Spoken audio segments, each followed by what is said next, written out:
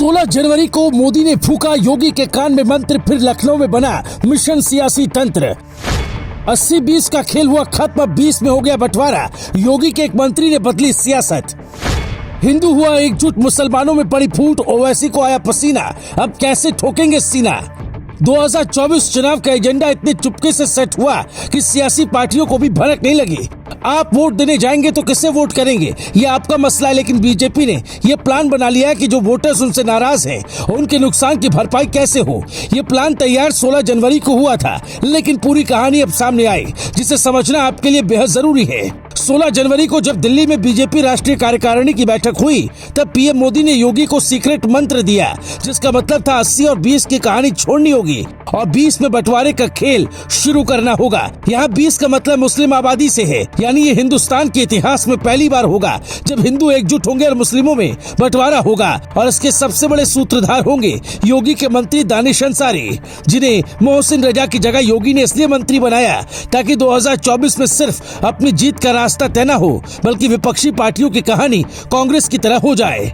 हिंदुस्तान का सियासी इतिहास यही कहता है कि अब तक हिंदुओं का वोट ब्राह्मण, राजपूत, बनिया और यादव में बटा था, जबकि मुस्लिमों का वोट एक मुश्त जाता था।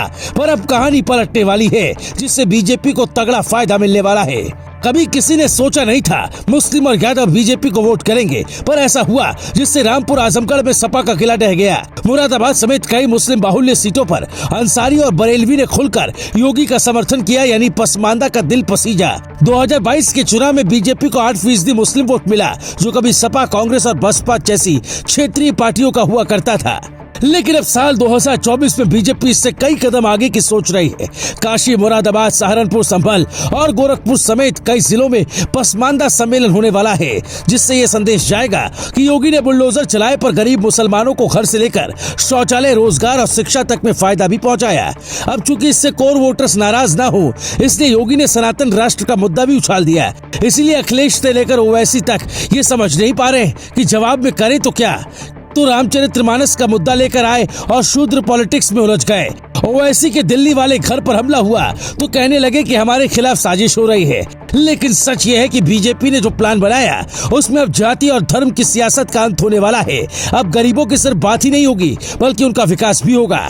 मजेदार बात यह है कि इधर योगी पसमानदा पर फोकस कर रहे हैं, तो उधर मोदी सबसे अमीर वोहरा समुदाय से लगातार मिल रहा है, जिसका संदेश यह है कि पूरा मुसलमान बीजेपी के खिलाफ नहीं है, बल्कि कुछ लोग ही विरोध कर रहे हैं।